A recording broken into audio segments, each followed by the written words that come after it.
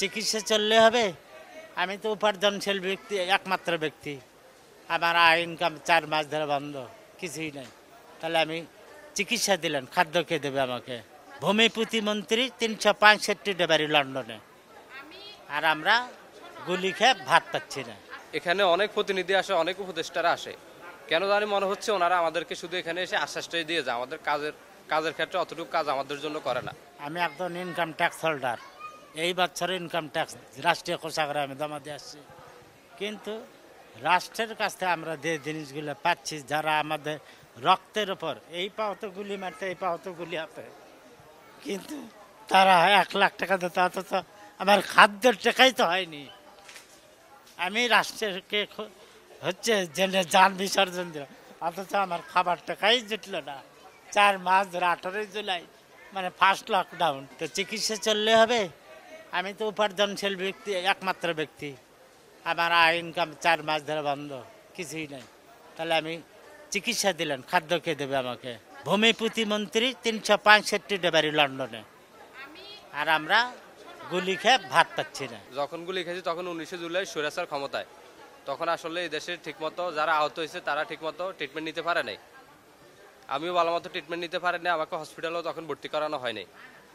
ওই ক্ষেত্রে আমি হসপিটালে, আমাকে যখন পথচারীরা নিয়ে এসে ভর্তি করানো হয়েছে, আমাকে হসপিটালে ভর্তি করে অপারেশন করে ব্লুডটা বের করে আমাকে কিন্তু পরের দিন রিলিজ করে দেওয়া হয়েছে। আমাকে ভালো ট্রিটমেন্ট তখন দেয় না।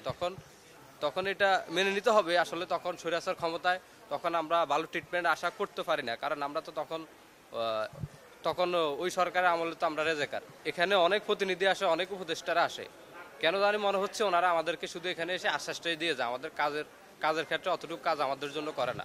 যদি কাজ করতো, এখন এই স্বাধীন দেশে আমি স্বাধীন মতো আমি আমার ঘরে বসবাস করতে পারতেছি না।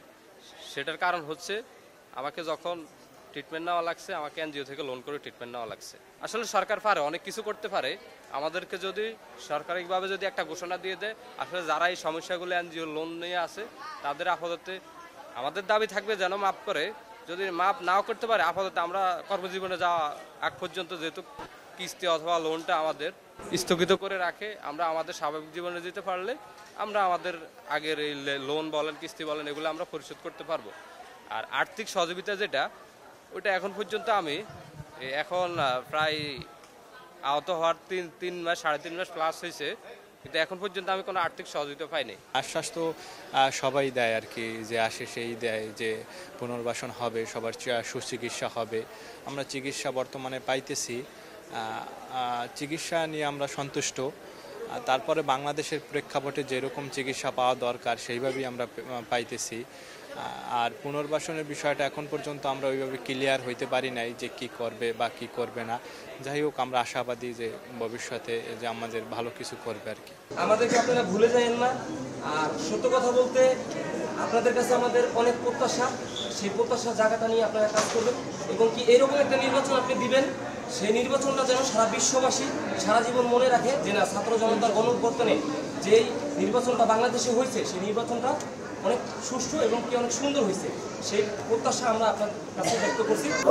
চেষ্টা করবো ইনশাআল্লাহ, এবং আমরা নিশ্চয়ই একদম গ্রহণযোগ্য নির্বাচন, গ্রহণযোগ্য নির্বাচন